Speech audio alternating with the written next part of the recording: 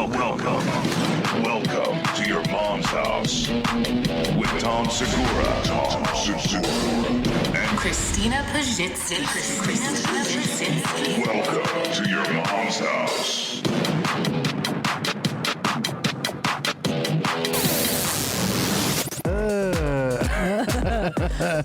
You nasty. Nasty. Why you so nasty? She hasn't showered in 3 days. But that means on the good side, Yeah. she's got a real stinky beehole. Today, I thought I would play with my ass. Play with my ass. Play with my ass. Today, I thought I would play with my ass. Play with my ass. Play with my ass. Trust me, there's probably a lot of smells going on in my asshole. I like stinky buttholes, though. And this lady's got one. Someone can sit on my face all day with their ass. And I wouldn't mind smothering them with smelly asshole. But today, I thought I would play with my ass. Play with my ass. Play with my ass. Today, I thought I would play with my ass. Yeah. I'm gonna throw up. Play with my ass. She is really Play with my about ass. that life. Yeah. Yeah. You've got a She's gnarly. You've got a gnarly beehole right now. I do. Run your finger along your crack of your ass. You don't need to finger your hole. You don't want to come back with shit on your finger. Always good advice. And it's not sexual. That's the best part about it. That's the best part about pub play. It's just a bunch of guys hanging out in latex dog costumes, Yeah. just exchanging recipes, Yeah. It's true. swapping keto recipes. I feel like we're both really keyed up for today. Like we both are really excited. You know why I'm energized? Because Why? I came back from Fartnex and I Yeah. met so many mommies, and then they tell me things like you're the water champ, you're the personality champ. Okay. And then it inspires me to come back and just be those things on the show. We'll get into that later, but there's more than a controversy, I would say. I doubt that. No, well, you can doubt all you want. This is a huge episode because you had I don't want to blow what it is, but Yeah. you've had quite a past 3 days. Yeah. And for this show, it's pretty much what we're all about. So we're going to do a full hour on what happened to you, I think. Yeah, there's a lot to get into. Yeah. You didn't sound enthusiastic. No, I am. I mean, it was very traumatizing, very emotional. Yeah. So it's going to be a lot to talk about. Yeah. Yeah. We'll process it. But that's what the show is for, to process what happened. Yeah, it's true. Think of it as your therapy. I do.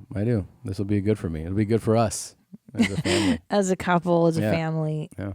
Yeah. We'll get into it. 2 in you, 3 in you. All right. Well, why don't we do a proper show open and I'm proud of we'll get into myself. it. Yeah. We'll be proud of each other. Okay. Here we go.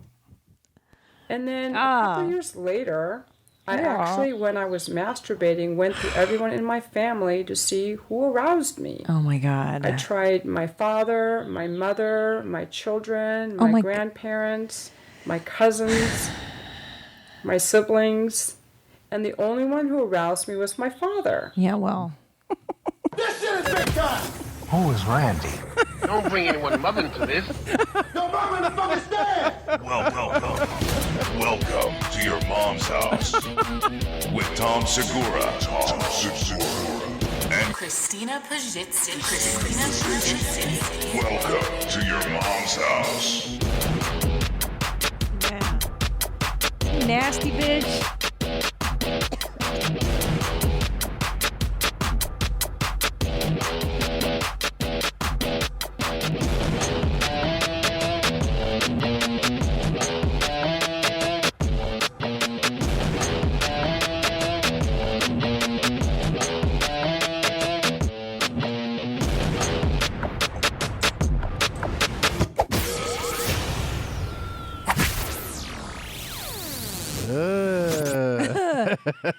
I mean, first of all, for this show, it's supposed to be your mom that arouses you. Yeah. And I mean, how cisnormative of her to choose her patriarchal. Well, she is hard fucking core. Yeah. without a doubt. No kidding. Gosh. She gets in there. She never plays games. Just when you think she can't shock us anymore, Yeah. and then she drops that knowledge. Whew. Isn't that bananas? Yeah. But when you think about it, it kind of makes sense from a Freudian psychoanalysis perspective. Yeah. Because your father is your first love. Yeah. Well, she breaks it down. I mean, this is somebody that's not new to our show. Right. I always love that the Beethoven is prominently displayed behind her. It really does offset any wacky stuff you say if you have like intelligent things behind you. I know. That's what I gotta start doing for my. Well, she has good taste. Yeah, great. Yeah. No, she's really cool. I like her. Yeah, she has a lot of things going there. She has a lot of things going there. Yeah. She has like I said, she's not new to our show. We've featured her prominently before. You may remember her. I have cum all over my face. That's her. Mm-hmm. He loves his cum. So, and she went on a cum strike. That's right. I've forgotten. How did that cum strike end? Because guys kept wanting to come on her and all over her. Right. But they were horrified if their own cum touched themselves. So. And did the strike work? Did she get a raise? I don't know. I mean, I watch CNN a lot, and I know that's kind of, so maybe it's covered on Fox or maybe it's on BBC or something. I don't know. Right. But, so I don't know if it was ever covered, but I know that she did make a big thing about going on the cum Well, strike. I know there's a writer strike happening. Does it have anything to do with the cum I think they averted strike? that. Oh. Okay. So maybe they averted the two things together. I'm guessing because we didn't know how her strike ended. That's true. Let me see if any news on it. Yeah, if I can CNN's pull up, got it. What do we have here? But yeah, so she was she's big on talking in detail about. I think. Oh, here we go. She could have had a career as a Muppet for sure. So here's the thing. I think we should go on strike against cum. Cum strike. Cum. Yeah, we should go on a cum But don't strike. you think she like on Sesame Street? We were looking up the character, like who does the voices of Cookie and Oscar. Like I think she'd make a killer Muppet. She has a great voice for that. Yeah. Yeah. If she gives up the thing. cum, she should do that. I think we should go on strike against cum. A cum strike. We should go against. Yeah. We should go on strike against cum. I don't want to share my cookies. That's pretty right? good. And then they're like, you have to share your cookies. I don't want to share my cookies. That's pretty good. I don't want to share my cum. Yeah. I've got this cup of cum and it's all mine. All the cum is in my balls. Right. Yeah. Yeah. Sticky cum for everyone. No. I'm going on a cum strike. Yeah. So Why now would you go on a cum strike? Man, it's really good. Yeah. Yeah. I can tell you watch a lot of children's programming. I do. No, Scram. Yeah, Scram. Oscar's our favorite right now. Oscar's awesome. Scram, see? Me and Slimy. See how we integrate the fact that we have a child that we're into, we're a family show. We're a family but also show, yeah. We discuss things that appeal to adults like cum strikes. Just because you become a mom and dad doesn't mean you have to be lame. Yeah. He loves his cum. So as a mother, I'm offended by that. Dad's What about happened, to get mad about technology. Dad's upset. Dad doesn't want to hear. I'm going on a cum strike. I'm going on a cum strike. Oscar, would you like to join me on my cum strike? And I don't want to Scram, make lady. it to be like that we're piling. Like, I'm not trying to make fun of this lady. It's just that she covers so many things outside of normal, everyday coffee talk conversations. She really. That's her job. Yeah. She gets out there. So this is like, this is stuff that maybe we should be talking about, but we're not. You understand, Theo? They should put her on The View. Whoopi. But they don't have the balls. You know who does? Yeah. We do. Real show. Yeah. Do your incest fantasies haunt you? Do you feel guilt or shame around them? Yes. Maybe you've never allowed yourself to have them. True. Because you think you would be a horrible person if you ever went there. So it's all suppressed. Yeah. Wow. Does she have a PhD in psychoanalysis too? I don't know, but she's really the sexpert, right? Because Yeah. she's written books on it. She's definitely experienced a lot of it. Yeah. Incest fantasies are normal. Okay. I first learned this from Betty Dotson's book, Sex for One. And when I read her book in my late 40s and she wrote about incest fantasies, I was repulsed. I'll be honest, the idea of approaching the subject is terrifying. Yeah. It's not supposed to be like, oh yeah, I get it. Like you're Yeah. supposed to feel ooky. Right. It's not a good topic. And if those fantasies do exist, I think Yeah. the mind does a good job of shelving them pretty deep. In other words, like it's not something that's on the forefront all the time, you know? No, but again, I feel like it makes total sense when you think about it. Your mother is your very first sensual, and I don't mean Right. sexual, sense. You literally Embrace have and her you you're hug, sucking yeah. her boobs Yeah. for life in the morning, in the beginning of your life. So it makes sense that that's your first sensual experience, not Yeah. necessarily sexual, but stimulating. That makes sense. You know? Yeah. Yeah. Wow, it's so fucking deep, dude. And then your mother's probably the first one that's like, Who's your owner? yeah, Who's your owner? yeah, and you kind of go for it. Wow, but then would you marry your mom? I mean, marrying your mom Whole other thing. is totally different. It's just, you know. It's just like the gays. That's Yeah. right. Yeah. So then. And then a couple years later, I actually, when I was masturbating, went through everyone in my family to see who aroused me. Oof. I tried my father, my mother, my children, my grandparents, my cousins, Grandparents. my siblings. Nasty as And the hell. only one who aroused me was my father. Do you think your I granddad thought would this get was you a hard? special clip for you, by the way. For me? Well, just because, you know, you're a woman, she's a woman, her fault, maybe. Well, I was taking it for the grandparents. I know that you have some pretty sexy granddad fantasies, don't you? I like that her approach to it, though, was like, I'm going to start masturbating and then go through the Rolodex. Like, who turns me on? Who turns me on? Yeah. That's how she... It's just, it's different. It's brave. Yeah, I'm not sure I need to go there. Like that, like you said, that's kind of one of those things that you can totally repress your whole life and be fine. Yeah. Like there's some things you don't need to go into. No. I'm totally cool with Well, not. hopefully we'll explore it today. That was, for me, that was the only one that turned me on. Like turned you on? fantasizing about my boys did not, or my mother, or anybody Thankfully, else. But I allowed myself, I didn't judge my fantasy. I just went with it because it was arousing to me. Oh my God. And I'm like, well, what is this fantasy teaching me? Nothing. I like that she's exploring. I asked him, will you ever date your mom? Oscar, do you ever have any sexual fantasies about your dad? Nah, get out of here. Scram. And what it showed me, and what it does Showed for the you? men who I role play with, mommy fucking, Oh, super for hot, Christ's sakes. it involves love. The incest it's my dad fantasy calling is me. about having sex with someone who loves you Oh. and who you feel love for. Is that what that's about? It could be. Great pause. Yeah, that is a good one. Is that? I'm going to ask my therapist about that because she's a Freudian psychoanalyst. Well, now that she Psychoanal- breaks it down that way, does that change it at all for you? No, But if you, I don't know. I wasn't think paying of it. attention. I was still horrified. Like I'm still on the she's Rolodex saying scene. that I'm not the here yet. fantasy is tied to having sex with somebody that really loves you. Oh, like love. Yeah. That's the maternal, the paternal. Right. Thing. So now can you masturbate to your dad? Right. Got you. Okay. Oh, is that what we're trying to do? We're That's trying what to I'm get me? Yeah, it's trying to get you into the same mindset. Oh, okay. No, it's still not. Let's keep working. No, please, no. No, I don't need But to. after, I'm glad I allowed that fantasy because Yeah. now it no longer turns me on. Like it was just a step on my sexual evolution. Yeah. Because I think all of our fantasies teach us something. No, and so thanks. repressing them just stops the sexual evolution, I believe. Okay. So wait, in all seriousness, do you believe this?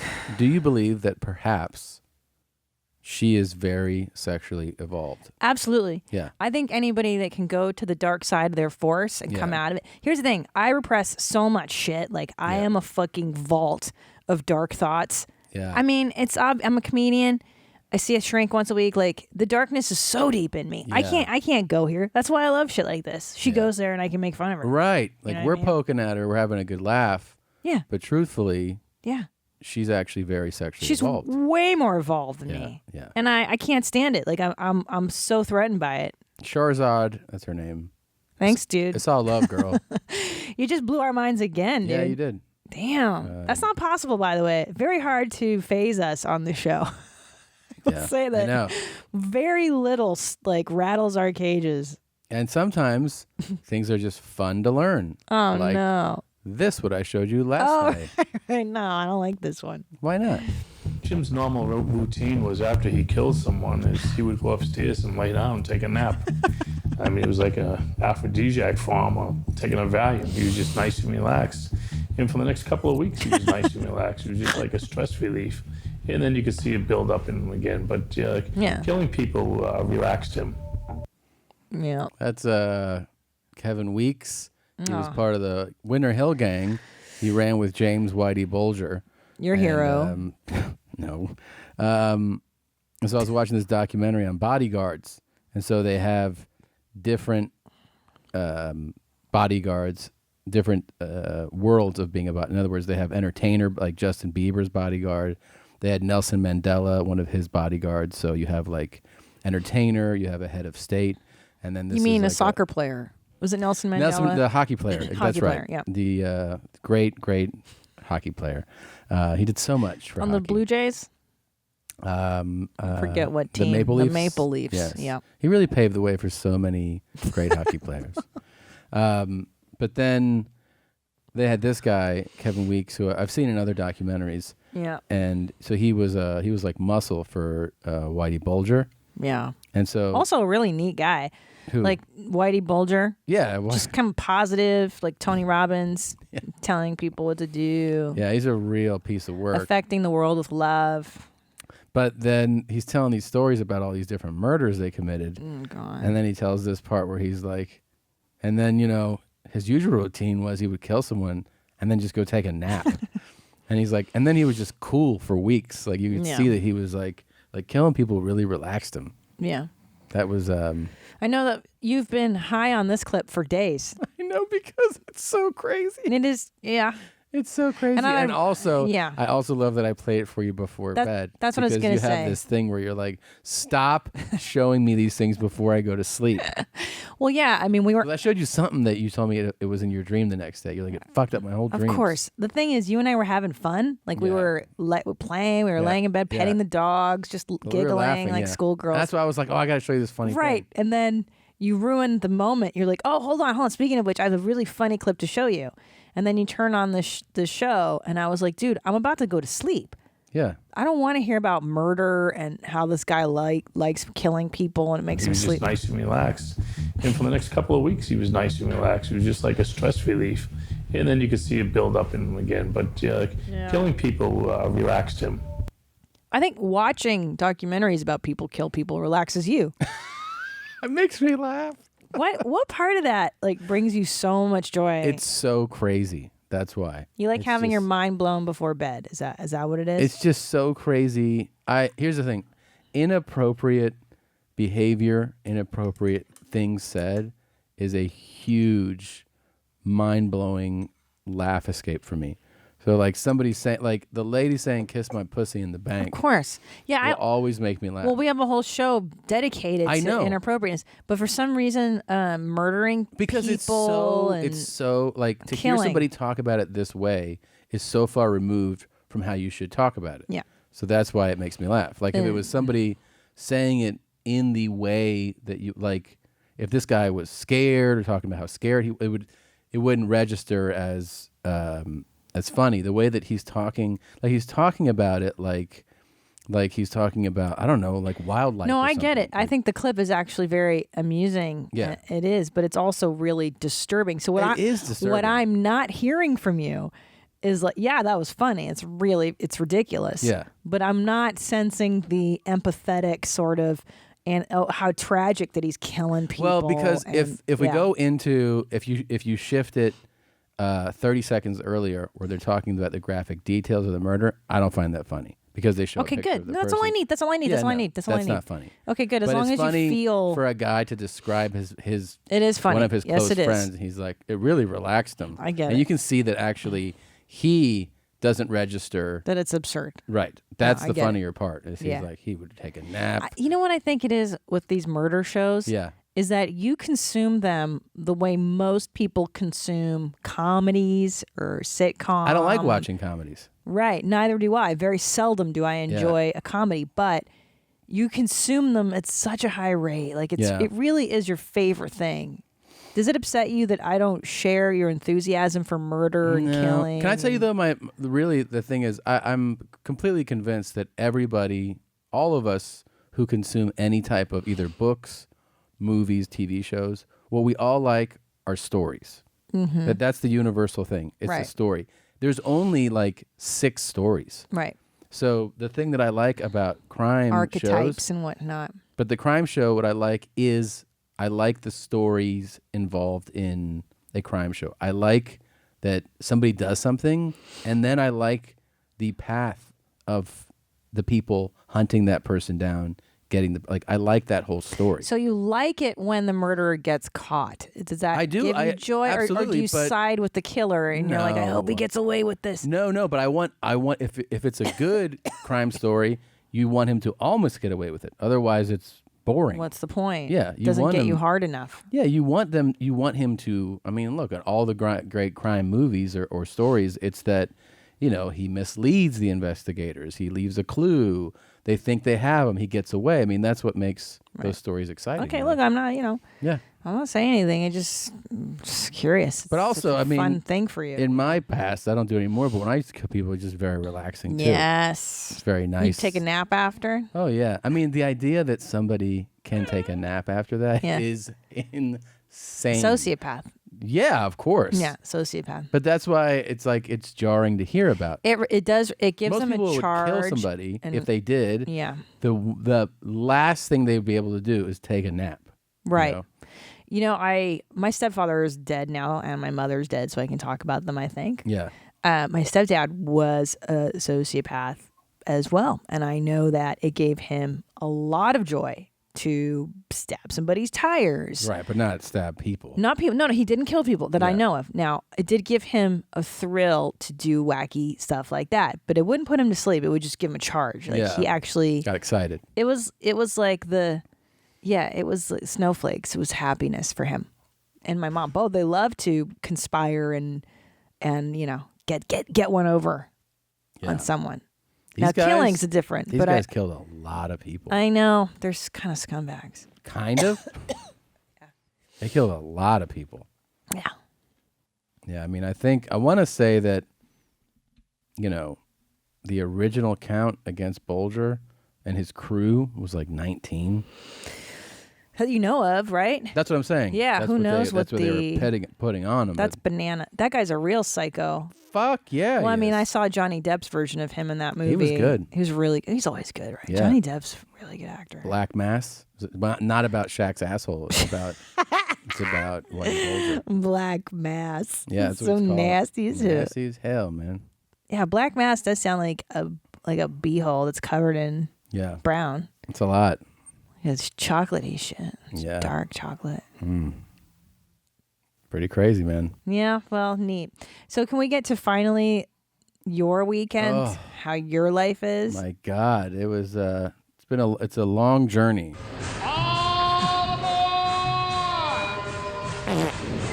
Next stop. Next stop. Brown talk. Brown talk coming up. You've been warned. So if you're listening in your cubicle, guys, time to put the headphones on. But don't worry, this is not like, I want to tell people because they hear that and they're like, oh God. Some people are like, are you just going to just tell me you took? No. What happened was I got sick. It's a story. It's a story. So this is not just about a fart or something. This is a real story. It's got some dignity. I did something you're definitely going to make fun of me for, but I thought I did it. There's always jokes about buying sushi from wherever. I bought sushi from Whole Foods. Whole farts. I was there picking up some things. I was a single dad. You left town. So I did a single dad run. Nanny was here watching the boy. I run to the store and I go, I got to get things for breakfast and lunch tomorrow. So I get, the usual stuff, his milk and some fruit, some eggs, this and that. And when I'm there, I had worked out. I had worked out like an hour before, so I'm hungry. Right. But I'm thinking about cooking and making. It's like that split-second decision. Cook. Yeah, I go, I'm tired. Yeah. Just want to have something quick. What can I get that's going to satiate me, but also, kind of healthy? So as I'm walking through, Whole Foods has the little sushi. There's a chef there. Like, what day of the week is this? This is Thursday. Okay. So I'm like, and yeah, it is later in the day. So yeah, stuff's probably been made for a while. Well, I just know the Anthony Bourdain rule. Like, you don't want to order sushi on a Sunday because the fish markets close on. Yeah. What day is it? I think they buy their fish on a Monday. That's probably right. But Some shit like that. I don't fucking remember. So, I go. Fucking. I go. Okay. I look at it. Okay, I get salmon sashimi. You're not pronouncing it right. Salmon sashimi. Right. It's like 6 pieces. That's What not color enough. was it? No, that looked fine. That was totally fine. My sciatica's It's got the brown spots. It's perfect. So I grab that. Real white, real brown. I grab some tuna, and then I'm like, sashimi. yeah. Okay. And then I go, I'm gonna need something else. And then there's seared albacore. Okay. So, and that's on rice. I'm like, oh, I'll have like a couple bites with rice. That's how we do sushi. You don't want to eat too much rice. So, anyways, I grab that. Right. I run home. I put away the groceries. I open these 3 things. Yeah. I wolf down the salmon. I take a couple bites of tuna. And then I open that seared albacore. And the first one, I take a bite with rice. Right? Okay. And I go back and I have another piece of like salmon or whatever, and then tuna. And then I go, I remember I noticed that like that rice ball's too big. So I take the seared albacore off of it. I'm like, I don't want to have too much rice. And as I take a bite of it, I'm like, it just tastes fishy. Which is a no-no. It's a no-no. In sushi. Yeah, if you don't eat sushi, it like, shouldn't taste it sounds fishy. silly, but like if it smells like typical, like when you go, it smells like a fish market, like fish. Yeah. Or like FIFO's mouth. Yeah, like your dog's mouth. That's not what you want. So I have like half a bite in, and I'm like, I'm just not feeling it, man. Yeah. But I'm not putting together, everything yet. I'm just not digging this. Well, and also you're a bear, and bears just put everything in their mouth. If it's like a beehive with the bees swarming and stinging his mouth, he doesn't notice the bees stinging. You've put like molten hot pizza in your mouth. Right. You chew through the pain. But this is also a pretty You big chew deal through here. the smells too. I don't eat anymore. Really? No, I stopped. Yeah. So I have basically. So that's good. 1.5 pieces of what? Because I just go like, I'm not digging it. Doesn't smell right. Doesn't taste good. So, anyways, that's all I have. Okay. I don't know. 30, 40 minutes later, I shoot a water hose out of my ass. See? But I go, that's normal for you. Well, no, I just go like that. I don't think of it as, oh, this is serious. I just think like that didn't settle right because I don't feel sick. I just feel like this is, that was bad. Something was bad, but I don't feel like it's the next level bad. In other words, yes. Sometimes you eat something, it doesn't agree with you. It's just out. It's out and it passes. Can I tell you, as an emetophobe, somebody who has a severe phobia of vomiting, what you did, like, first of all, I won't even eat whole food sushi. Have you ever seen me do it? No. I know. Because I'm so terrified of vomiting. Number 2, whenever I choose an item of food that's out, this is going to sound crazy, but this is one of my crazy food phobia things. I always choose the item that's farthest back. Always put your hand. Put it there. Yeah. They put the oldest shit in the front. Yeah. So whenever I choose eggs, milk, chicken, rotisserie chicken, always go for the back, dude, because those are the freshies. That's the fresh shit. The dry shit's in the front, dude. I bet you picked the fucking first one, huh? No, I don't remember how I picked it, but I do remember this. Nasty. Don't eat that shit again. The next morning, I woke up and I was like, ugh. I don't remember. Wait, how many shits did you make after this? Just one. But it was water. Yeah, it was bad. It was a 7. Yeah. Okay, I ended up having the full fucking Bristol stool chart over the next few days. But yeah, it was fucking water. So that was okay. I'm sorry. I'm just trying to do the shit lock. And we're doing an autopsy on it. The next morning I wake up and I have this basically you've heard, I'm sure, people talk about the coffee that has like grass-fed butter and MCT oil, and basically it's richer, but you get like good fats, and it's almost like a meal replacement also, and anyways, I have just that for breakfast, right? After 7 diarrhea, which but the 7 is fucking, I don't know, man, like 12 hours earlier, and I feel fine. I don't feel fine. Yeah, okay. I don't feel sick. But you're probably a little dehydrated. A little bit, yeah. Yeah. But I have that, and it satiates you. So I'm like, I'm not eating other foods, and I don't feel like I need food right away. This all makes sense now after we're doing it this way. I know what happened. I'm with the boy. I feel fine. Yeah. He has breakfast. A few hours later, I don't know. Oh, I take him to the park. He has some snacks. He has lunch. Then I have an avocado. like as a kind of midday snack. Then a couple hours after that, Nanny comes over, right? So now it's like 2 p.m.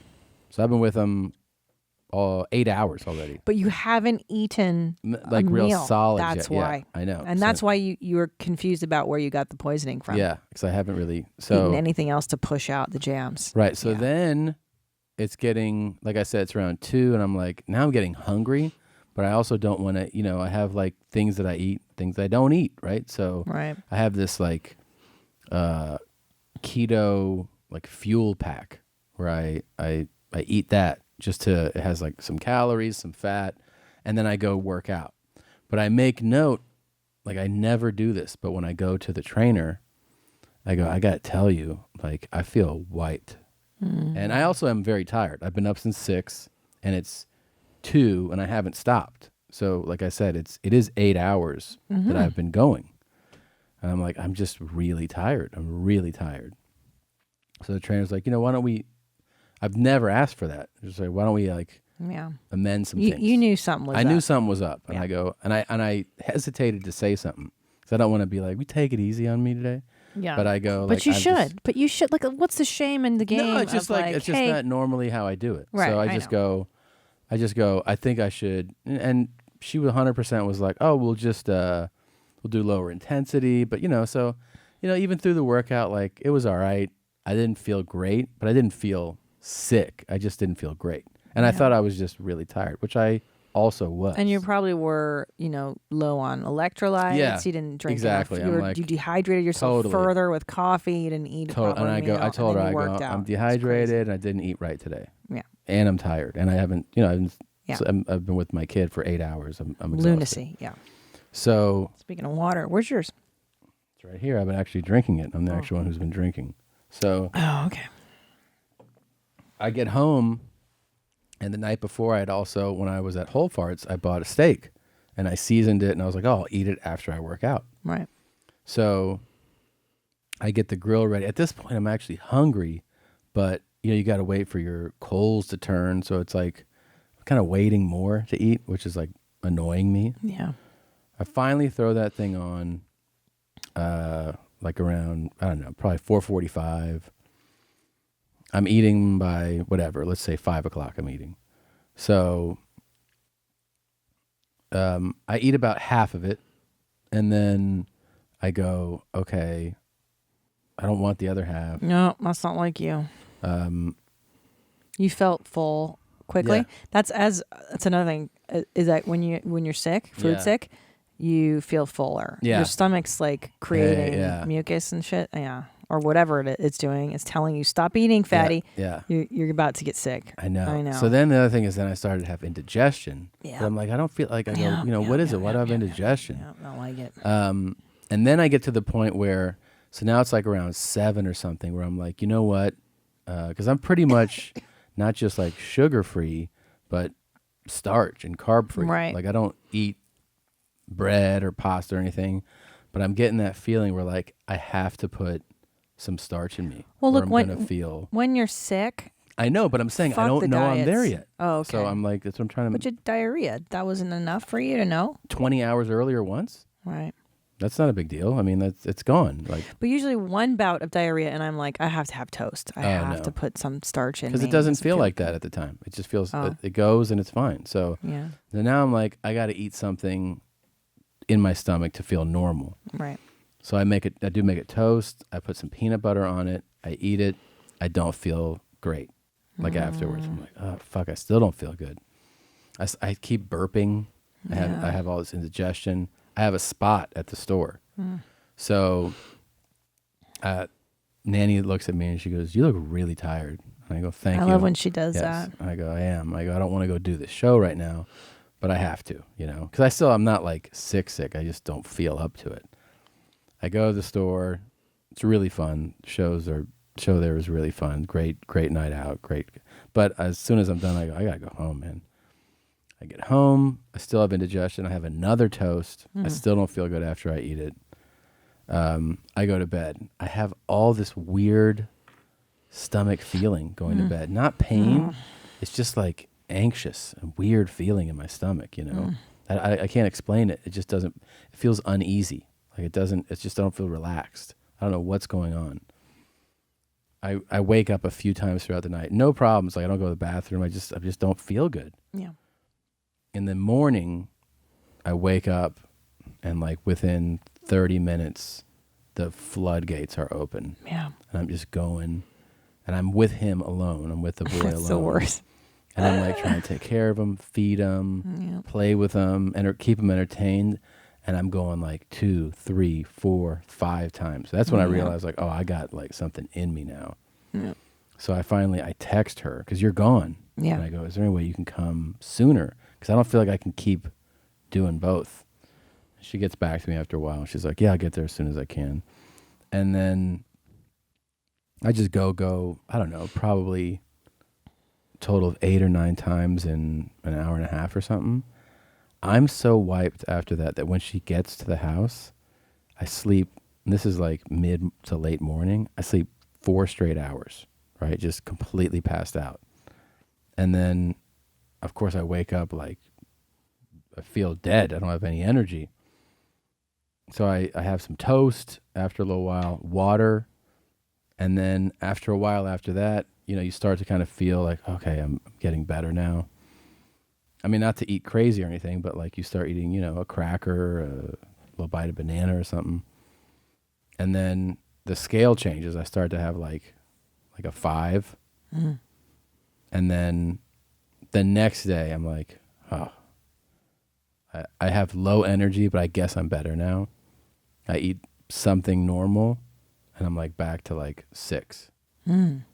And like it takes another 24 hours to feel like today I feel like I'm 85% normal. Yeah. It takes 3 to 4 days.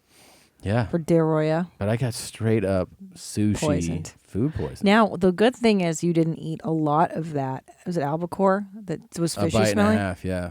But that, because 1.5 raw pieces. fish, that shit will take you If I had eaten, if I was like, who cares, and just eaten the 6, you would be in the hospital.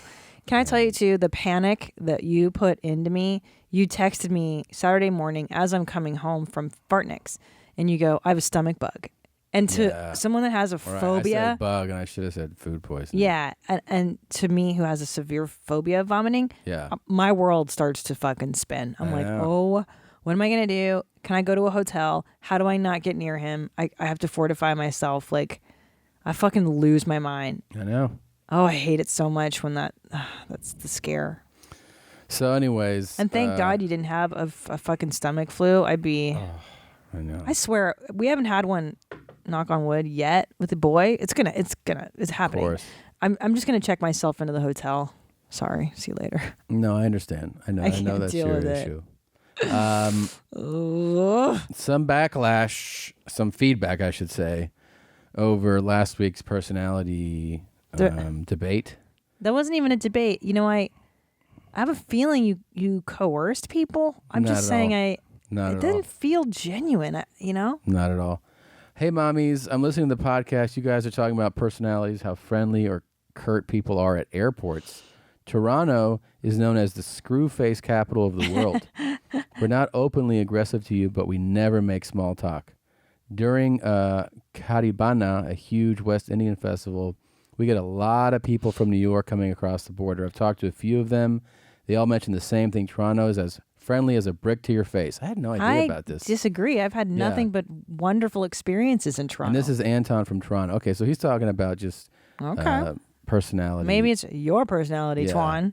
Hey, mommies, I'm a little behind on the podcast. Blah, blah, blah. I'm certainly something about my butthole. P.S. I'm team Christina. Finally. For the better personality. Yeah. No, I was not paid, but I have some student loan debt if you are offering. Thanks, Aubrey. I guess she wants you to pay her now for saying that. Okay. Thank you, Aubrey. Let's see Check here. is in the mail. Hey, mommies, another one here. Love you, jeans. Mommy Tina is the water and personality champ for sure. Mommy Tom showboats, but he's stronger. Yep. But she's stronger in both categories. Yeah, I agree. Thank you. Jesus Christ. Here's one. Hey, Hitlers, my wife and I were able to glass main Mommy Tina in Fartniks last night, May 4th. I have never seen Tommy Buns live or met him in person, but I still feel I am more than qualified to put an end to the personality champ, water champ debate. First off, when Jean was on stage, if she wasn't saying something hilarious, she had a bottle of water to her lips, and she had throat opened fully, like a chubby ASU sorority sister for maximum non-Yorkie sippage. After the show, she ran to the front lobby to show off her shiny personality to all the adoring fans. She took the time to show a genuine interest in every person. As I approached the mother goddess herself, I got a little nervous, and the feeling can only be described as how a young preteen German boy probably felt meeting Hitler for the first time. Jesus. But she immediately put my nerves to rest.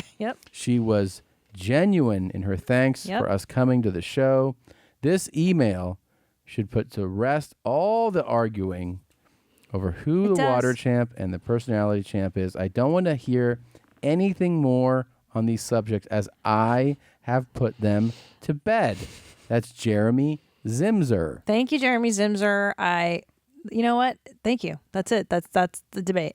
Yeah. You know, it's really fun to do shows. And then there's always like one drunk mommy when you walk out on stage. She goes, "Hey, Hitler!" Yeah. And then the people who don't know that stuff are like, I'm experiencing a few more than one, just so you know. It's a bit of a thing now. Tommy boy, what's up, brother? It's Joe Rogan. Hey, dude, I heard you're having some kind of a contest with Christina. Like, you guys are having a competition to see who has the best personality, which was crazy when I heard it, because I didn't even know she had a personality. I mean, she's a really funny comedian and everything like that, but, like, I barely even know when she's talking. It's so weird. You guys should have a competition about this. But obviously, you got a way better personality. I mean, you have a personality. But, you know, my advice to you, though, is to, like, humor her.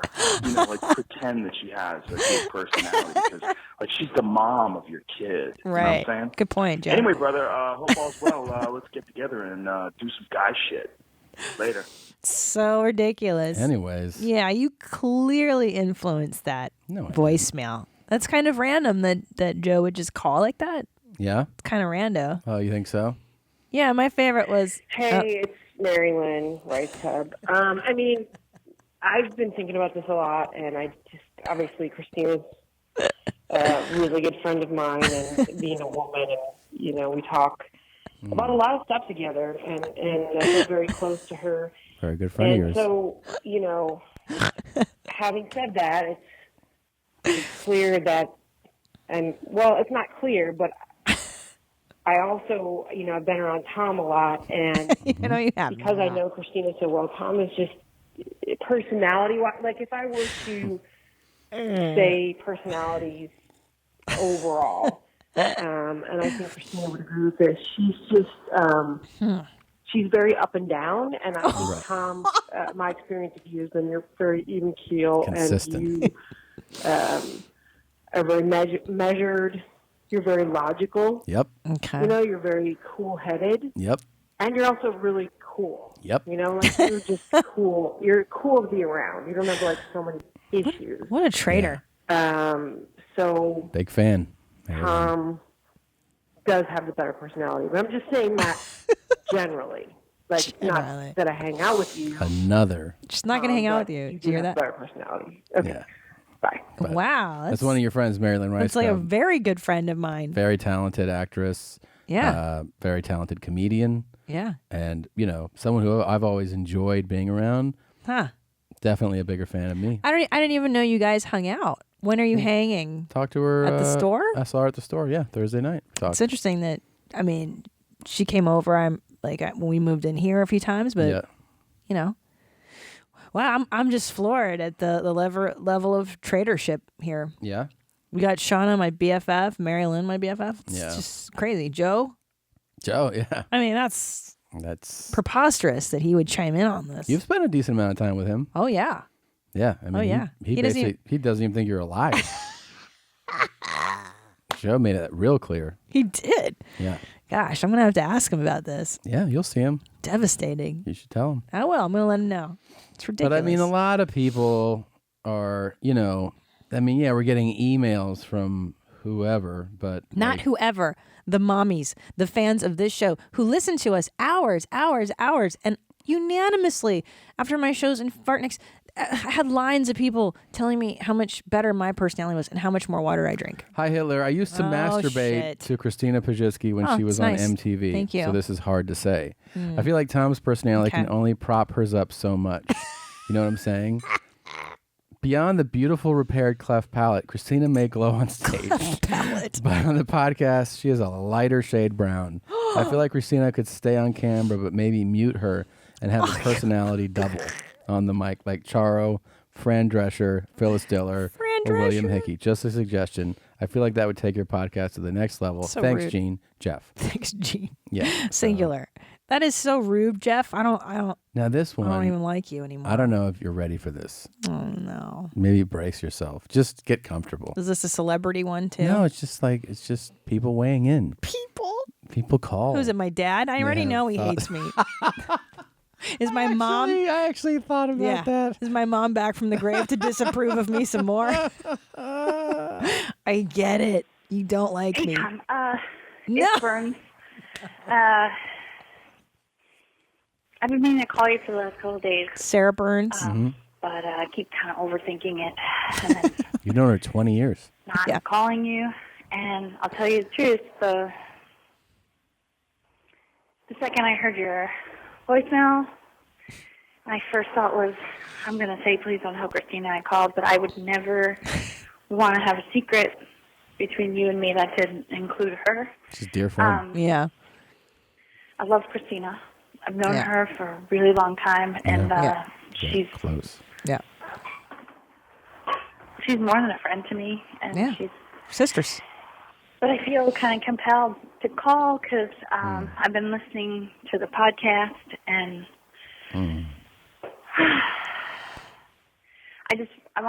before I say anything, I just want to say that Christina, she's like, I don't know what a sister's like because I'm an only child, but she's bigger than that to me, and she's so generous with me. Yeah. She's I buy her stuff all the time. doing gifts, little gifts that I don't even expect to get for no reason at all, and she's been there for some very tough times for me, and been a very, very good unjudgmental or non-judgmental or unjudging friend to me, and I sometimes feel like I'm one of the crazier people she probably knows, but she doesn't make me feel that way when I'm talking to her. That's great. I'm a great person. Great friend. I feel really bad saying this because she's always been so funny and so pretty. She's like, I'd say she's my prettiest friend. And she's the first person in my life that I ever just went up to and said, what's up? It's true. I asked her for a cigarette, and we became friends, and I was dressed like a total dork. It wasn't even cool, and I was just, like, I didn't even see. I just saw this person's going to be my friend. So in college, she just walked up to you? Yeah, that's how we met Sarah Burns. Shauna, who also called into this show, who you filled her head with lies. She walked up to us in San Francisco, and we just became friends. Literally, just hey, do you have a cigarette? And we never meet people that way. Yeah. And so you and Shauna were together. We're walking together. We were walking to PFM, the name of the cafeteria back then, and we walked up. We see Burns. She's wearing denim overalls. This is like the 90s. I think I've seen that picture of her. Yeah, dude, that's exactly right. Is that the day you met her in that picture? No. She wore those overalls on. And I saw her, and I remember going, "Oh, that chick's fucking cool." Like she looked all crazy and cool, like we did, because we were goth, you know. And I was like, "This chick's weird too. Let's go talk. I want to talk to this weird chick." Yeah. She came up to us. Hey, hi, what's up? Do you have a cigarette? And then that's it. We walked to the cafeteria together, and the three of us were BFFs since then. And that was 1994, and that's how long we've been friends. Damn, isn't that crazy? Yeah, I wonder who she likes more. You and me. She is my friend, and she's like my best friend. And when she found you, I was so happy for her, and I just felt like she's going to get it together, and she's going to be happy, and Tom's going to help. Because you come into a room, and it's just like you're so funny, and you're just like Christina is so funny. You guys together are like I like can't keep up with you guys. It's just like she's really suffering you're cool over and this. you're calm and you're. Yep. I'm so glad I know you, and I'm so glad you married Christina. Yeah. But you've got a better personality than her. And I think we all know this. Burns. Yep. We all know this. I don't want you guys to fight about it because you guys are so good together. How dare you, Sarah? And your child is so beautiful. Thank you. Yeah. And this petty shit has got to stop. Yeah, I agree. I'm sorry to interfere. I love you guys. And, this is Burns, by the way. Traitor. Mm. I can't I'll believe see it. you guys soon, I hope. Not after that, Sarah. Is she out? She's done. She's dead to me. Sarah Really? Burns was in Big Little Lies recently. Yeah. She's Enlightened, been on I Love You, Man. That How was to her Get Away first with movie. Murder. Yeah. She's in Scandal? that- Is she in that one too? I don't know. She did that the second season. She or does whatever. Drunk History, No, what's Sarah that? Drunk History too. Wet Hot American Summer. Yes. She did that. That's her. That was the last thing. I don't know if it's out yet though. Yeah. Wow. Well, I mean, I'm usually proud of both my accomplished friends, Mary Lynn and Sarah, Yeah. but not anymore. I'm So gonna have to they're- rethink those friendships, and Joe, for that matter. Wow. I like how Joe's like, does she even have a personality? I mean, these are people just speaking from the heart. Right. Yeah. Clearly. Yeah. I mean, Sarah's, that was. You see how emotional she got? It was excruciating. That was for hard her. for her to say the truth. Yeah. Yeah, the truth. Yeah. It was really How hard. much did you pay my friends? Nothing. It hurts. There's a Midwest I love it. Tina Mommy. You got the God, it looks good on me though. John and Kate hair. Not so far from the Road Rules haircut I had. Not that far. Yeah. There's just a little cool thing on top there in the back. Yeah, because Alan gave me that cut back in the day, Yeah. and it was the exact front, but not that spiky. Would you do shit. that hair again or no? Road Rules hair? Yeah. No, I'm not cute enough. What do you mean you're not cute? I mean, you got to be 20 to have that cute ass haircut. Really? Not as a 40. No. You got to be young and cute. I remember that when that show blew up, John and Kate, I'm talking about. Yes, not Road that Rules, definitely. As somebody with little interest in women's fashion, every time I saw her, I'd be like, the fuck is up with that lady's hair? It's so bad. Yeah. She really trademarked that haircut. She That is the did. Midwestern mom. Yeah. And her outfits were just super Kmarty, like Yeah. super khaki. I understand shorts, that. skirts, I mean, jorts. she had 8 children. Yeah, she ain't got time for that But shit. the hair was inexcusable. Inexcusable. Terrible. And also a haircut that's like, stay away from my vagina. Stop fucking me. Patrick made this, by the Oh, way. thank you. Very nice. Thank you, Patrick. Very nice. That is a haircut that does repel penises. The only reason you get that is to be like, knock it off. Somebody said this is overwhelming evidence Oh, God. that Here you're we go. not the main mommy. That's not. It's an old ass picture. Yeah, and guess what? There's only one person in this group not wearing jeans. Look at this. Denim. Guys, Denim. This is denim, 1990. And this here's is- you. No denim. This is such a weird time, those late 90s, where beautiful women wore really baggy pants. Such a waste of eye candy. That's right, Thank you, Victor. Yeah. And Jonathan's opposed to this. See photo evidence. Tina can't be main mommy. She's the only one not wearing jeans. How do you know I'm not wearing jeans under those cargo pants? What? Are you really? Maybe I'm wearing denim underwear. You ever thought about that? Jesus. You don't even know what the fuck I got. Wow. That's really something.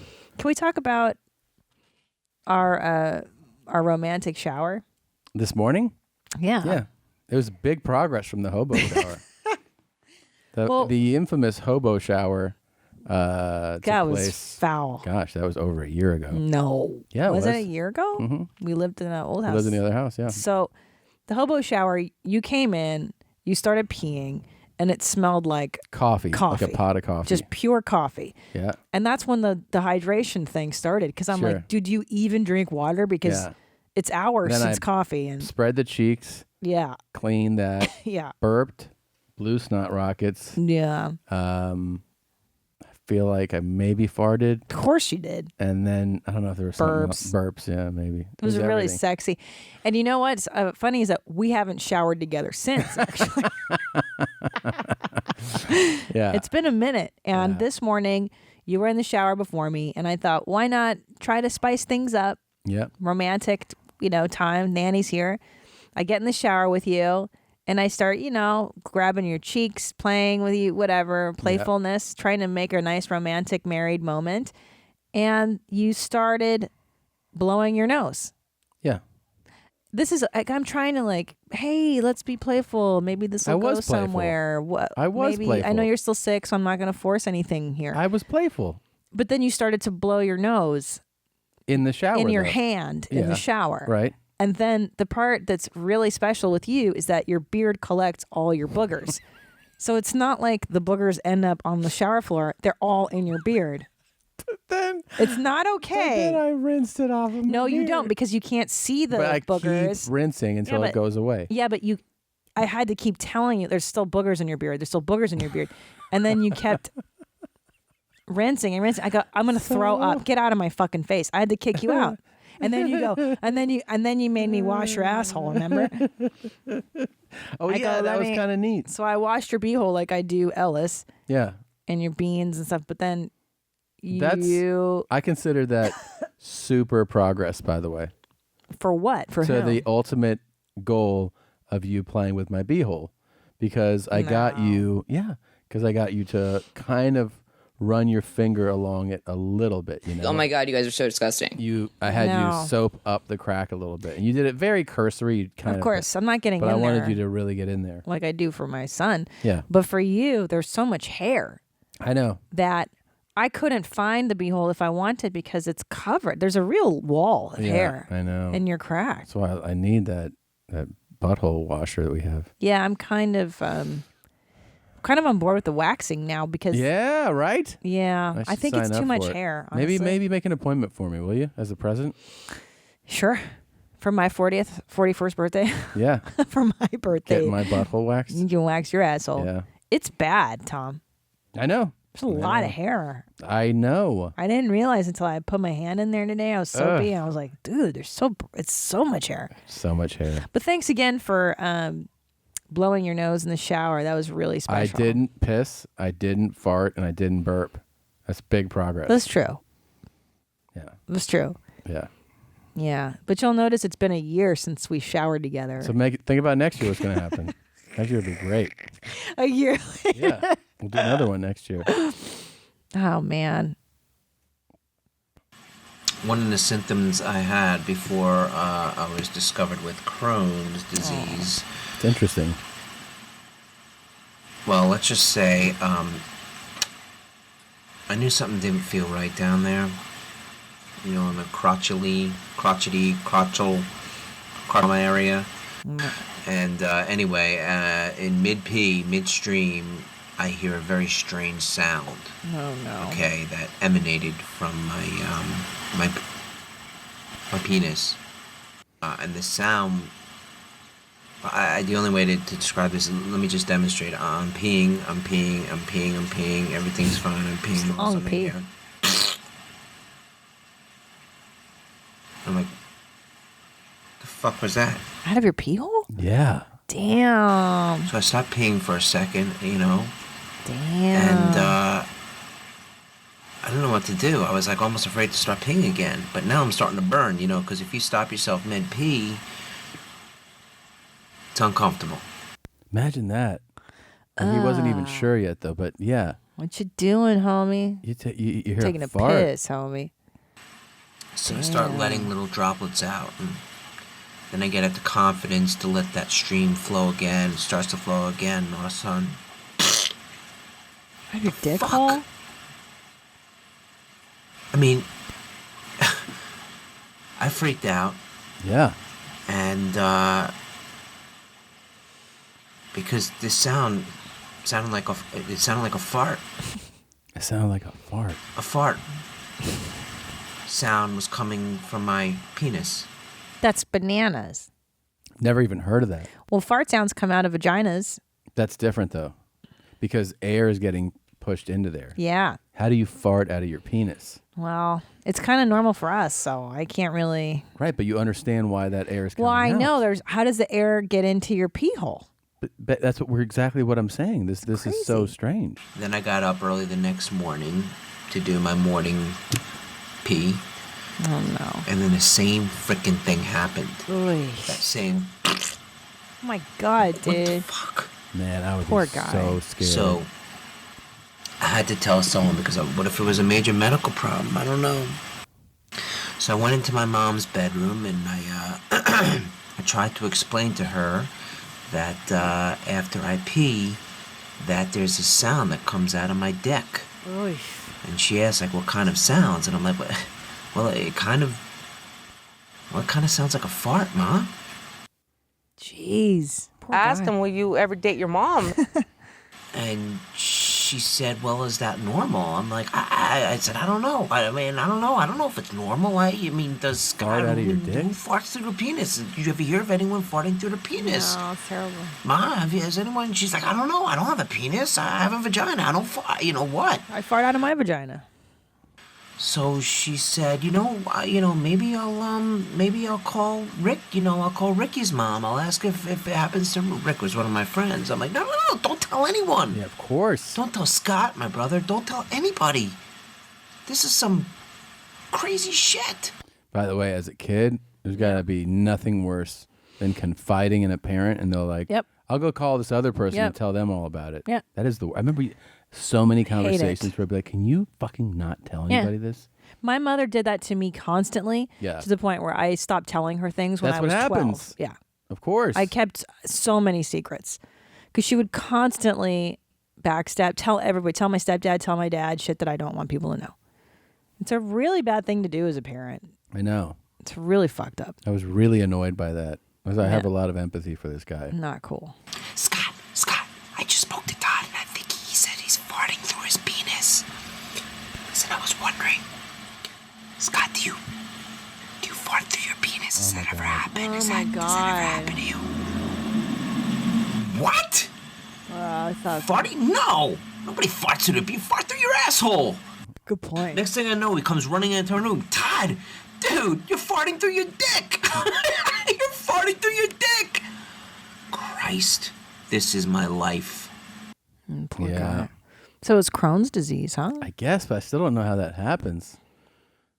Pre-diagnosis. He was farting through his dick. But how does So, that yeah, happen? I have no clue. Sounds bananas. The air has to find its way into, what, your bladder? I don't know. That's, I mean, a bananas. pocket of air has to. Either it goes in or there's air in your bladder that needs to come out. That's what I'm saying. Right. So either the air gets in or out. I Well, don't if know. the air's not getting in. Into your dick hole. No, that's not happening. So Oh, air my somehow penis. is seeping into his bladder. Oof. Fucking A, It's man. terrifying. That's, yeah. Wow. Thanks for playing that. Yeah, no problem. Can we talk about... Fart through your asshole. Let's talk about... So we haven't had clocks on both of our bedside tables. No, what happened was we lived in Redondo, and you had the alarm clock on your side of the bed, and Yeah. I never had one on mine because I didn't have an outlet near my nightstand. Right. And so my reasoning was, well, there's no outlet. I guess I can't have a clock on my nightstand. Right. Rather than getting a battery powered one, maybe. I was so stupid. So for years, I didn't have one on my side because I couldn't figure out how.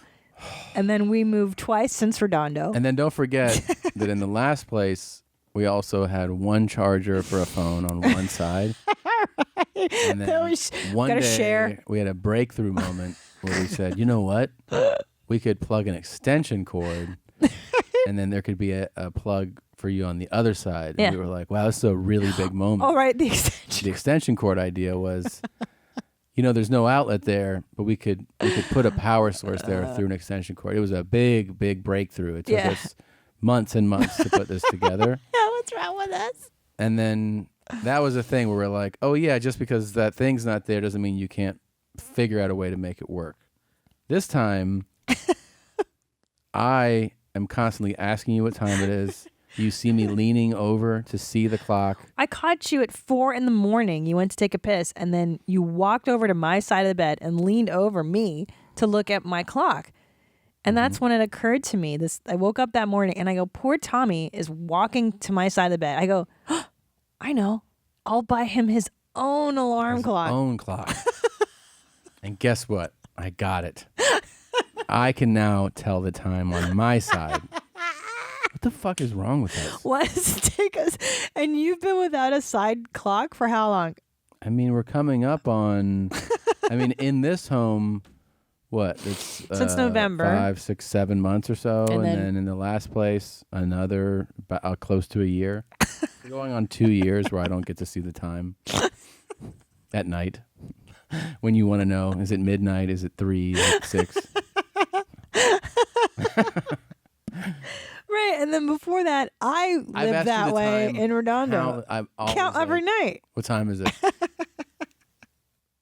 And I wear a watch, but during the day, at night, Yeah. I like to take But it then off. I remember in Redondo Beach going, why don't we put a clock on the wall so we can Right. both see it from Yeah. the bed? And Yeah. then like that theory just ended. Like, what is wrong with us that we both? It doesn't occur to us like just for a few bucks you can buy a fucking. We don't have the figure it out mentality. We have deal with it. You deal with what you got. You just work around Yeah. it. There's a workaround for that. God damn it. How does it feel though? Like last night was your first night, being able to tell the time whenever you want. Yeah. Was that crazy? It was really cool. Like I knew what time I was going to bed.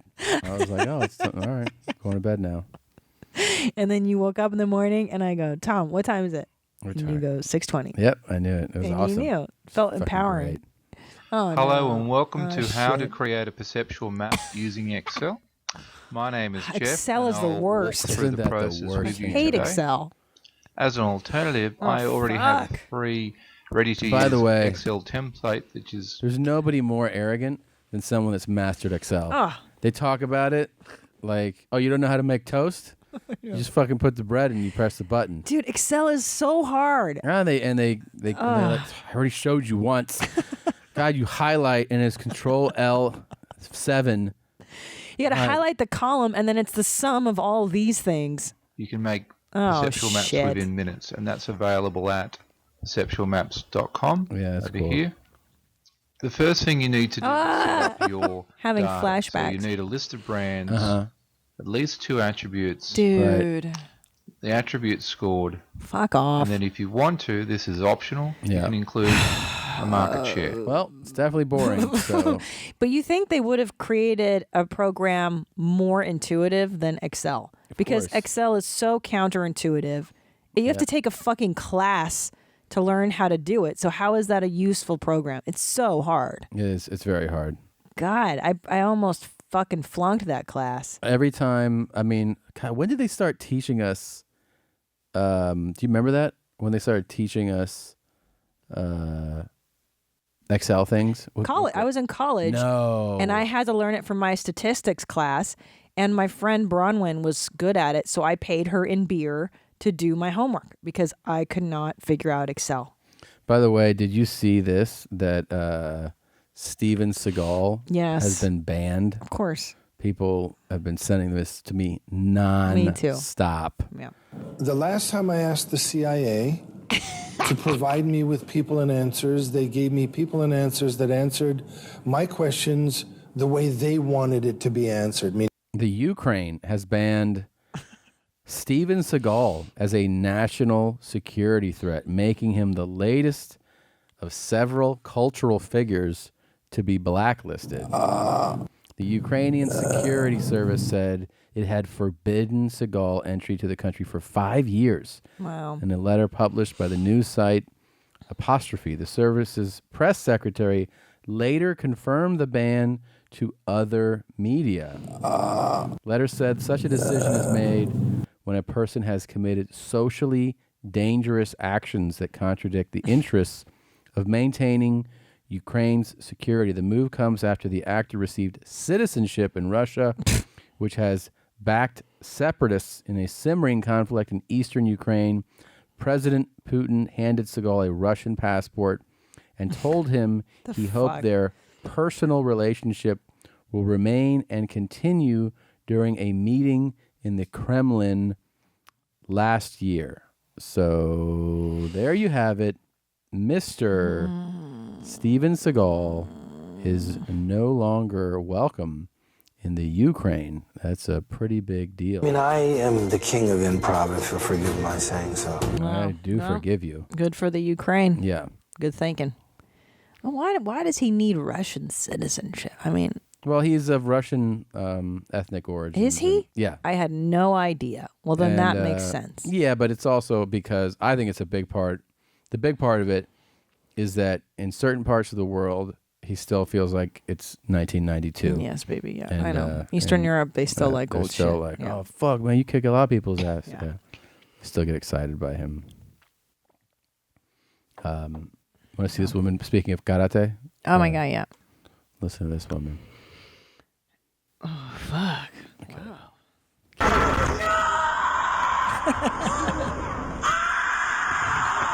Yeah, dude. This is a...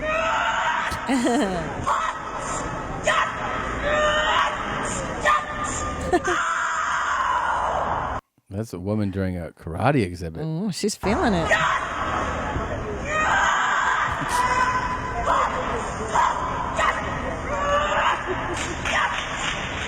No way. That's absurd. Feeling that shit. This is awesome. It's ridiculous. She's great. That is ridiculous. I hope she won. She Come on. deserved it. For that level, why are you screaming like that? It's not necessary. It's bananas. It doesn't, it's weird. They don't tell you to Usually- scream like that. No, and usually the funny thing is her screams don't align with the point of impact. Ha, yeah, you're supposed to go. Usually it's like as you punch, as you move. Yeah. She's like screaming right before she moves. It's Yeah. very peculiar. Yeah. The timing's off. Yeah. It's crazy. She's a crazy person. See, she's not even screaming during the kicks.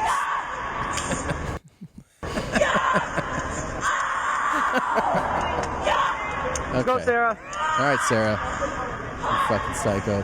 Rein it in, Sarah.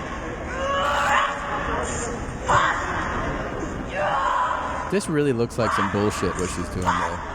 Most of these moves look really like some silly bullshit.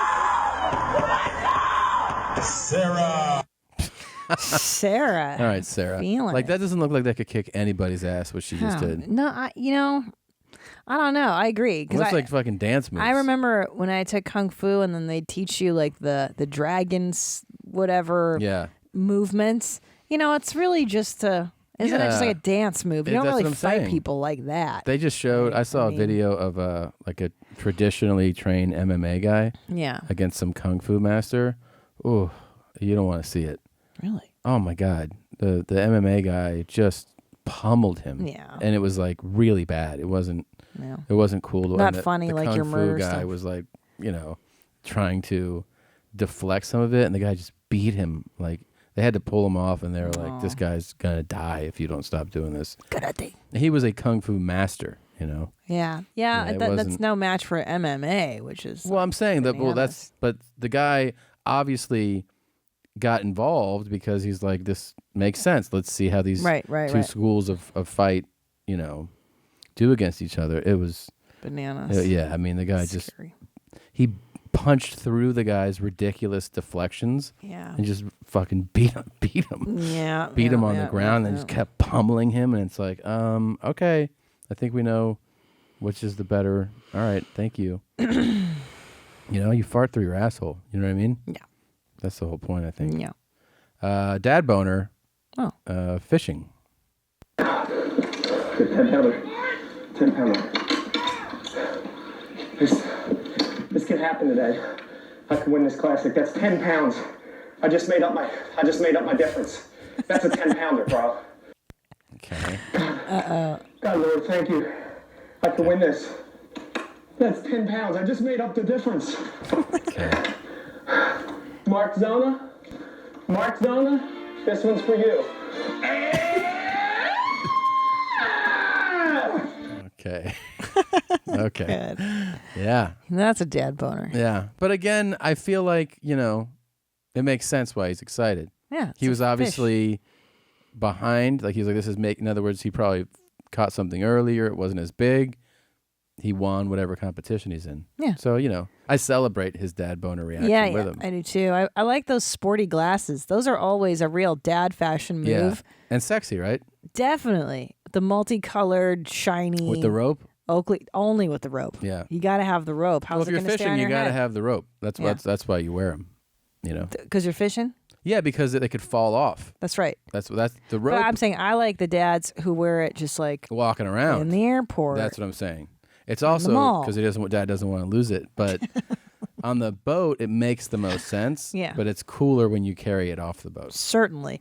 I also like the dads who put the glasses in front of, like on their chest. Like Yeah. you wear them backwards, you let them hang. No, I'm sorry. You let them hang backwards on your back. Sorry. Oh, yeah. on the back shirt, yeah. Yeah, like They tuck them into the back. you can collar. do that. Yeah, that's kind. I wasn't even thinking Or that. if you want to go the Guy Fieri, That's you what I'm put saying. them on the back of your Yeah, head. that's what so I'm there's saying. Sunglasses facing backwards. Mhm. Guy kind of patented that move. Mhm. Yeah.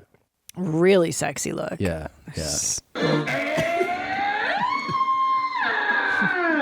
Yeah. Real dad reaction right there. Seriously. Let's see here. Seriously. Let's see. Guy Fieri. You know what a douchebag. Sunglasses. It's kind of weird. Like I don't have anything against Guy Fieri personally. No, of course But not. as an aesthetic, it's a really douchebag Here it is. This is what I'm aesthetic, talking right? about. Yeah. this is Isn't what it? He does. So see how Yeah. he puts them on It's crazy. the back of his head. Yeah. It's like he's like the poster boy for a douchebag. Just Yeah. aesthetically. I mean, again, I don't know him as a person, Yeah. but the whole vibe is like I'm a fucking I know. like it's weird, right? That he It's a weird embraces the thing. douchebag look. I think, that's just who he is, right? And also, here's the weird thing when you want to talk about this. This whole thing has really worked for him. Yeah. No, he's really successful. I mean, that's Really why I'm not successful. shitting on the guy, but as the look is like And I don't know if this is Fuck. true or not, but I heard, please tell me this is true. He has a car collection where they're all like the same color. are they all fire print? I'm sure he likes flames I on think everything. they're all yellow. Yeah, bright. Yeah, it's like It's a real attention-seeking man. color. Yeah. He needs a lot of attention. Yeah. So here you see like an old Yeah, Corvette, Yeah. a more recent Corvette. There's the flames, like I said. Yeah, there's flames He on needs this flames on everything. Jeep Wrangler. Looks like there's a Camaro back there, a big pickup. What is this here? Some Dodge, maybe. I don't Yeah. know. Fire, or is that Look at this guy. Ford or Look at his Challenger? car collection. I can't believe he makes that much money on that Yeah. show. It's amazing, isn't it? Yeah. Oh, good for him. I mean, it's great. That's great. But, man, it's totally him to have them all in yellow. Yeah, it's a douchebag. They're all aesthetic, yellow. definitely. That's really weird, man. Really bizarre that he would have that many fucking yellow cars.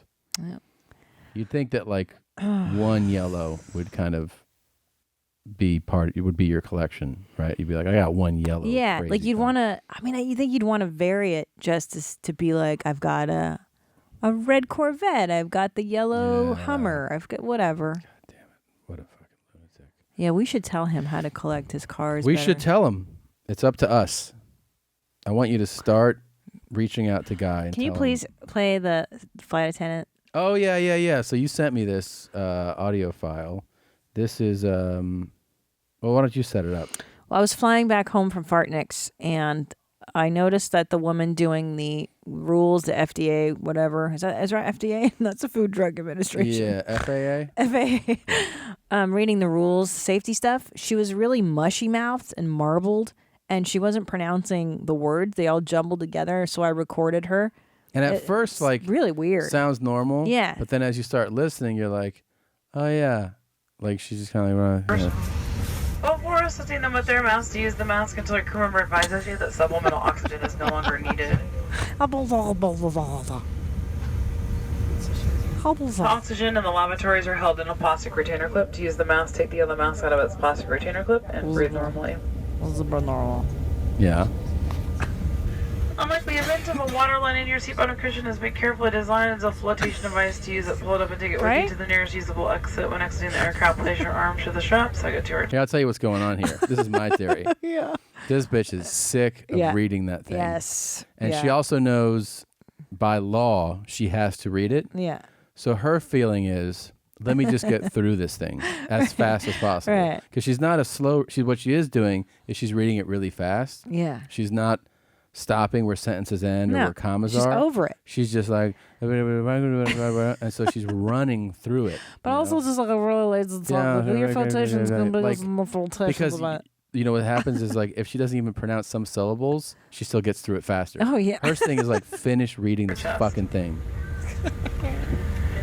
Infant life vests are located in the forward cabin in the event of a water line in your flight. It's will bring the adult with the infant life vest. No Use pause. it with your safety information card. Stop there. New A paragraph. total of 6 emergency exits on board this aircraft. The main door through which you entered are surfaced directly across from it. 4 additional emergency exits are located over the wings, mid-cabin, 2 on each side. Exit signs are red. Identify these exits. Down the aisle is emergency escape path lining. If we were to evacuate, Escape. follow those lights to the nearest exit. Keeping in mind an exit may be located behind you.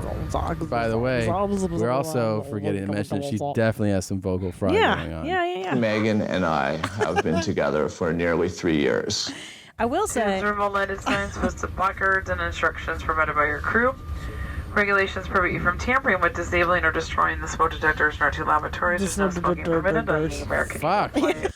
Because what happens is some of them. I can't understand her. I think some of them it's their time to shine. In other words, they're Right. performers. Yes. And they say exits are located in above the wings, Right. the rear, and the front of the aircraft. Take a moment now to look around and locate the nearest exit. And they read it like they're reading copy. Or the you know? Southwest used to do the jokes like, in the event of a Oh. crash landing, of course there won't be one. I tell you, Like that dumb shit.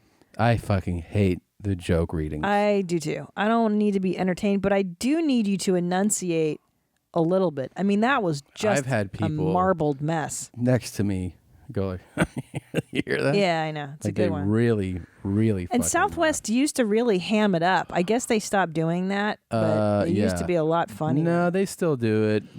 They laugh, and then Remember they throw the peanuts down the aisle when the plane is Yep. on an incline? turn They on, and then slide they on. go turn off your cell phones, your blackberries, your blueberries, your Yeah, strawberries. that's a sad. And you hear people like that on Yeah. the plane, Oh, really, yeah. really laughing it up. That's You're right. That blueberry joke that left with the blackberry. That's Too when, bad. whenever you're a comedian and you have moments of self doubt, Yeah. you're like, am I funny? Yes. Is it worth what I'm doing? Yeah. Go on one of those Southwest flights, watch people laugh at those stupid fucking instructions that the flight attendant Yeah, I does, know. and then you walk away like, I'm one of the funniest fucking people in the world. Right. Yeah, Right. That'll give you all the confidence you need. Right. To have somebody do a fucking seatbelt joke about make sure if you don't know I can come over and I'll click it on for you. You just pull like this. Don't click it over your head. Click it over your waist. And you hear people like that on the plane. You're like, Funny. you know what? Yeah. Yeah, I I'm think a I am. fucking genius. Yeah, I'm funnier than this. I'm Richard Pryor Yeah. compared to this dummy. I have to interrupt real quick. A call just came in. Don't know what it says, Oh, no. but I feel like it's worth I think you're exploring. lying. No, I'm serious. I don't know what this is. I think I know what it is. Hey Tom, it's Burns again. Sarah Burns. It's been kind of eating me up since I left you that message last week. I've been thinking about it, and honestly, I haven't known you as long as Christina, so. Oh, this is Sarah Burns. I haven't known you as long as her, so. Like, I've been thinking about it, and I'm like, well, I've known you for a couple years, and you've been very charming, and years. I think I love you, Tom, and there's nobody in the world that's better suited for each other than you and Christina. And Okay. I'm not knocking your personality, but I was like, wait a second, it's like the law of averages. I've known her for a million years, and Yeah. she's been consistently amazing and awesome. Yeah. And she's been such a good friend to me. I can't call you up on the phone and tell you that you got a better personality, because she's so quick, and she's so generous, and she's so bright and silly, and What is this? And buy her stuff. And sometimes she says something like, I wish my brain was like that. Yeah. So I'm calling because I don't even like being in this position, honestly, because I feel like, it's like very difficult. It's been very emotional. I left a message and my first thought was like, shit, I should have just kept my mouth shut. And then so I'm calling because I want to change. I want to change my vote. Christina has the better personality. Yes. And that's that. I knew it. I don't know. Actually, I knew it. No, I think you have a better personality. I don't know. This is so difficult.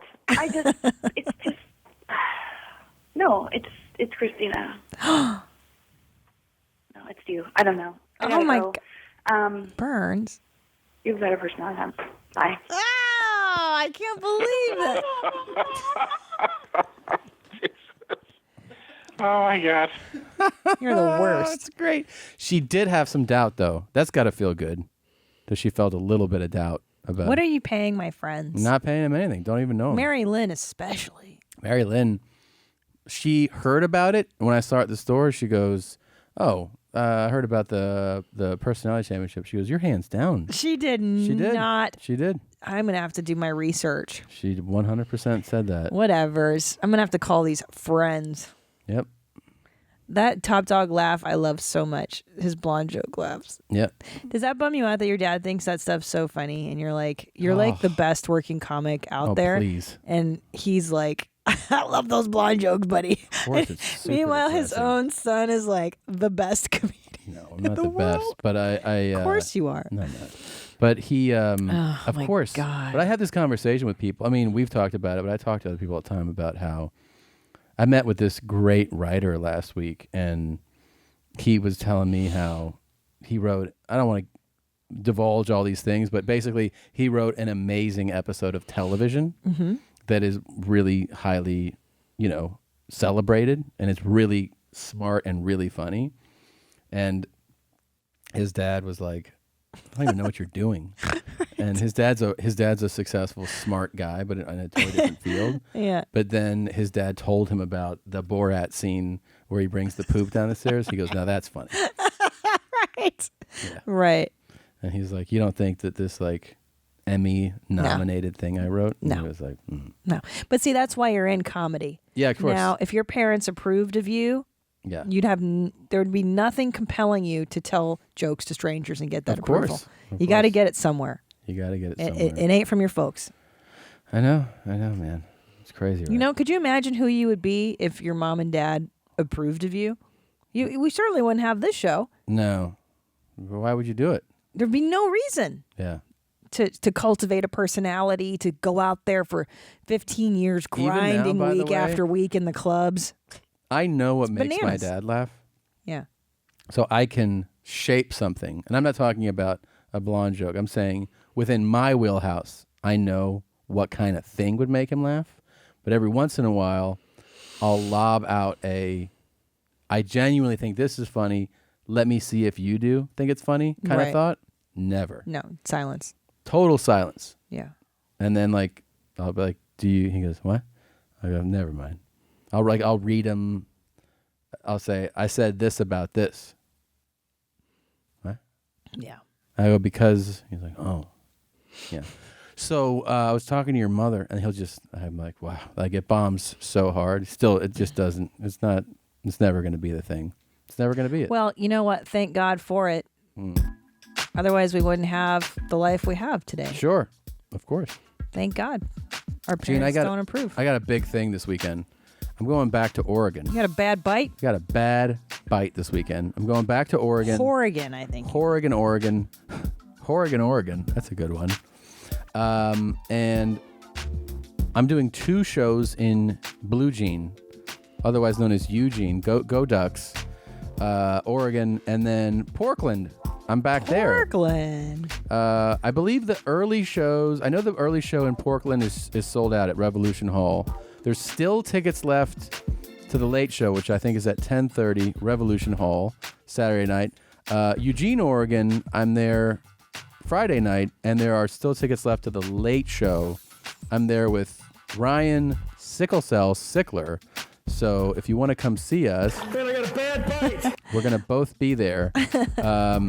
All 4 shows. Additionally, I'm coming to Tucson, Arizona. That's Tucson. Then Reno, Nevada. Reno is what? Reno. Chiho. Piho. And then in Reno? Temecula, the Pachanga Casino, Temecula. And then I'm in the deep, dirty. I'm in Richmond, Virginia Beach, Virginia, Jeansboro, North Carolina, Assville, North Carolina, and Charlescombe, South Carolina. That was suggested really good. a lot online. And then I also have, I'm coming to Montreal, Canada. Oh. I'm coming to Montreal right before I go to Wilmington, Delaware, and I also go to Hampton Beach, and finally Balls and Whores, Maryland, Baltimore, the city that reads. Then off to Australia, and of course a live podcast with my Blue Jean on August 20 what, Gene? I don't know. August 23rd. In addition to that, we have added 2 more live podcasts in Irvine on separate months. Sperm Vine, separate months. Here's why. It's tough to make it go all the time, so we just added them a few months apart. We're doing one July 9th. That's on sale now. And another one, we're doing it, I'll click on this here, October 8th, which is obviously a long way away, but we've added them already. So July 9th and October 8th, there's 7 p.m. shows at the Irvine Improv. We're going to do a live podcast. I'm hiring sound engineers to come record it. Yeah. And that's another one that we're like, why don't we have a clock next to our bed? We should be hiring I know. sound That was engineers. we learned our lesson. We're doing so, it. they'll sound a lot different than the last time. But also, they'll be a lot of fun to come to the live show. Jean? Blue Jean? Jean, I am May 19th and 20th in Jew Dork Titties at Gotham Come On Ya Club. Mm-hmm. June 1st through 3rd, Denver, Dongver at the Comedy Works downtown. Jesus. June 16th and 17th, Manfriend Disco at the Punchline Comedy Club. Come see me. Tickets at thousandranch.com, spelled out. Thank you for everybody who has already come see me. It's been really, really fun. You guys are very encouraging. Is that it? That's it. And then those live dates you said, you know what I'm saying? You feel me what I'm talking about? Oh, yeah. I know exactly what you mean. Go to thousandranch.com and buy some tickets to see those big, mushy purples. I love how he says mushy purples. Purples. And he punches the P hard. Yeah, it's a good it is mushy good. purples. So funny. This has been in the thing here for a while. It says a weird MMA interview. I'm not sure what's going on. I don't know the details, but we can watch whatever this is. Let's see. This is Dean the President of Fan TV, and we're here at Dragon House, and I'm here with... Matt Major. Okay, Matt looks maybe like he should be 5150 or something. Right, and also non-binary. I prefer not to know anything about my opponent. Okay, I guess that's what motivates you in probably taking care. Let me tell you what motivates me. Okay. Oh, you know what motivates me is staying in the dark tunnel. Okay. I stay in the dark tunnel because when you're in the darkness, you can't see shit anyway. So what fucking difference does it make to know who this man is? Right. I get it. Is that eyeshadow? It is. That's why I was thinking it might be a Zim Zay situation. So, man, if I don't know what your opponent's gonna expect from you, I don't know what to expect from you. But what school do you fight for, man? I fight in the dark tunnel. Yikes! In the dark tunnel, man. That's kind of scary. Yeah, that's right. That's a good analysis. Yeah. So I want to take those I don't know what to say, man. All kinds of stuff in the dark tunnel. Do you know what the Do you Yeah. know what the beavers in the holes are? Zoinks. If this guy was reported of committing a horrific crime, it would not be that surprising, right? Yep. Yeah. Yep. If you were a snake and you were in the tunnel in the hole and a big fat beaver came in there with 2 buck sharp teeth, you were there with your slithery ass. Right. You think you're gonna make it out of there? I don't think so, man. I'm the beaver in the hole. Oh dear. Yeah. It's a chemical imbalance. See how much funnier though Kevin Weeks is talking about taking a nap? Yeah. It's different. Yeah. Because this is not. See, he's not aware of his world. Right. You gotta stay grounded for it to be funny. True. You need to have one foot in the door of reality. So how do you see this fight ending? It's not that I see an ending. I don't ever want it to end. Oh, gee. All I want is for it to begin. Look at this guy smiling. in the Yeah, because interview, he's fucking terrified. Yeah. I don't know nothing about this guy either right now, so it's kind of a scary thing. So, yeah. What's good your word. prediction? My prediction. Oh, dear Christ. Don't ask any more questions. The rapture. Oh, Christ. Okay. That's what I predict. I predict that the vampire aliens are going to get in the middle of this whole thing. Because they're going to be like, we don't want the Priory of Zion. Okay. Well, interview's over. I am the reason for it all. I'm the reason why Silva sat his ass down.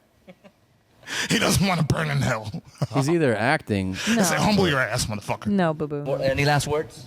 Just thank you so much for giving me this opportunity. That's hilarious. A lot of people don't want to give me an opportunity, man. Aw. A lot of people. They're fucking afraid. I don't know why. Well, I'm a bit scared myself, man. That's hilarious. Yeah, so Matt Major, Bellator fighter, reputation of one of the strangest men. See, can't tell if it's a performance or if he's genuinely this strange. I want to see if since the time this has happened, if anything with this guy. I mean, I don't know anything about him. Matt, let's see. Major MMA. Seems real. I don't know. The eyeshadow's a nice touch, too. Yeah. Maybe he is acting. Is it like, I'm the crazy That's what I'm saying. fighter Like, he could be thing? playing a role, you know? Possibly. Interesting choice. Well, it does say this interview with homeless MMA fighter is really weird. Homeless. Okay. There you go. So, fucking A, man. Say no more. Matt Major, not actually. Have you been reading the posts on our Nextdoor app about the homeless guy? And his undercarriage? Yeah. By the bank. The white people around here Dude. are real freaked out by him.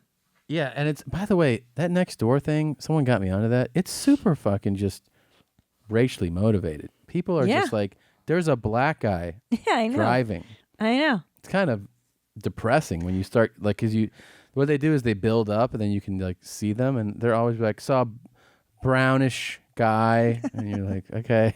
Either that or it's really benign. Like, Yeah. the raccoons are eating the trash in my yard. Yeah, Can yeah. anybody help with the raccoons? Anybody having trouble with the wind? Right. And you're like, it's always Did you windy. hear the siren? But then there was that really funny one that you shared. Remember? Yeah, black guy. Yeah. A black guy wrote, he's like, I'm new in the neighborhood. I am black. If you see me walking around, I like to get fresh air from time to time. Yeah. No need to post. Yeah. It's like, good one, dude. Yeah, because they'll be like, there was a guy sitting in his car and not doing anything, but he was black. Just a heads up. Just a heads up. Yeah. There is a And they'll dark one in phrase the neighborhood. it. You know, they'll try to make it sound like they're not being scared. Yeah. But they'll be like, African American males were just driving, and then not even doing anything. They're just driving. Just I don't know if anybody's seen them, but they're in a white car and they're just driving. You're like, what's the story though? Yeah. That they drove? Yes. Yeah, it's silly. It's Yeah. silliness. There's nothing going on, guys, Yeah. in the neighborhood. Nothing. Not a fucking thing. Nothing to report. All right, Gene. We should run. J-E-A-N-S. No S. It's singular Oh, that's now. right. It is. Do you want to hear? I think we already did Chinese Eyes, British accent. Yeah, that song. that's yesterday's news. Got any coming? Those farts. All right, I think we played that one. You Nasty by DJ. I don't know. There's a bunch of songs, but I don't know which one's been played. Push's theme. Oh my gosh. What's Push's theme? I don't know That's that you. one. Yeah, I'm Push. You want to hear that? Yeah. All right. Push's theme. All right. Thank you guys for listening. Don't forget to go to yourmomshousepodcast.com, thousandranch.com. Oh, check out the vlog. Oh, yeah. Blue Band posted a behind the scenes. He did a really good job. Oh, it's fantastic. Vlog of the last of those Irvine shows we did a couple months ago.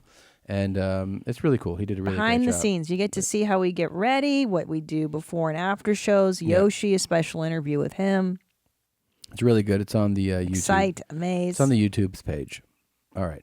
Thanks, guys. See you next week. Meow. Talking about, you feel me? I mean, Wow, amen. Is that what they say at church? Wow. I don't remember that from Catholic school. God is real. God blesses a nigga. God is real. God blesses a nigga. God is real. God is real. God blesses a nigga. That's crazy talk. That is crazy talk. That is crazy talk. God blesses and big words.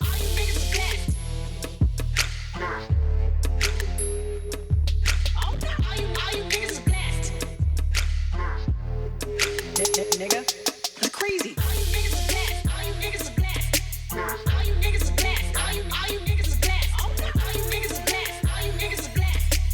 You know how they love to chatter at the screen?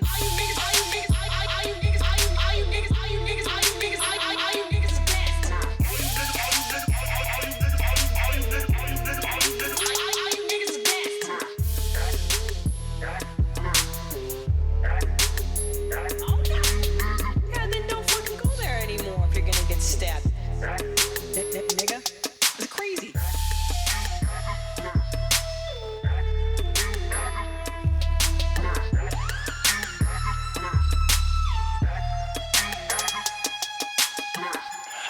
What? Oh my God. I'm struggling after that one. It's gonna take me a second. I didn't make it up. That's No. what he's saying.